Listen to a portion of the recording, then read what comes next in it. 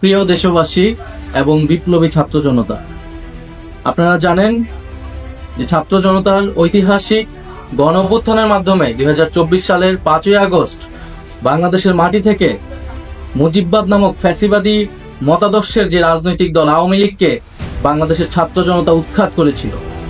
কিন্তু আমরা দুঃখের সাথে দেখছি যে এতদিন হয়ে যাওয়ার পরেও সেই আওয়ামী লীগের ব্যানারে আওয়ামী লীগের লোকেরা এই বাংলাদেশের মাটিতে এখনো মিছিল করার সাহস পায় এবং এই অন্তর্বর্তী সরকারের পক্ষ থেকে তেমন দৃশ্যমান উদ্যোগ নেওয়া হয়নি এই আওয়ামী লীগকে নিষিদ্ধ করার বা আওয়ামী লীগের বিচার কার্যক্রমকে দৃশ্যমান করার। আমরা 5ই আগস্টের পর থেকে ছাত্র জনতা বলে আসছি যে আওয়ামী লীগ কোনোভাবেই বাংলাদেশের মাটিতে রাজনীতি করার নৈতিক কোনো অধিকার রাখে না এবং তার আইনি বন্দোবস্তও করতে হবে। আওয়ামী লীগ গত 1.5 দশক ধরে বাংলাদেশে একটি ফ্যাসিজম কায়েম করেছে।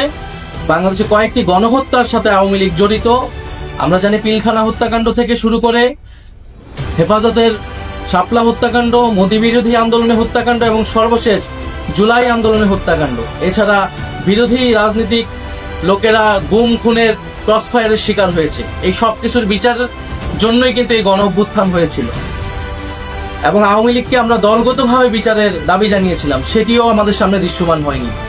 ফলে আমরা আবারও রাজপথে নামতেছি, আবারও বলতে চাই যে আওয়ামী লীগকে দলগতভাবে বিচার কার্যক্রমে আওতায় আনতে হবে এবং আওয়ামী লীগের যত অঙ্গ সংগঠন আছে তাদেরকে নিষিদ্ধ করতে হবে। অলরেডি ছাত্রলীগকে নিষিদ্ধ করা হয়েছে, যুবলীগ সহ অন্যান্য অঙ্গ সংগঠনকে নিষিদ্ধ করতে হবে।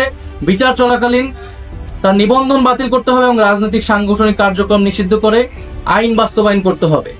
সেই উদ্দেশ্যে আগামীকাল 2রা মে বাদ জুমা জাতীয় নাগরিক পার্টি ঢাকা মহানগরীর উদ্যোগে বায়তুল মোকাররমের দক্ষিণ গেটে একটি বিক্ষোভ সমাবেশের আয়োজন করা হচ্ছে।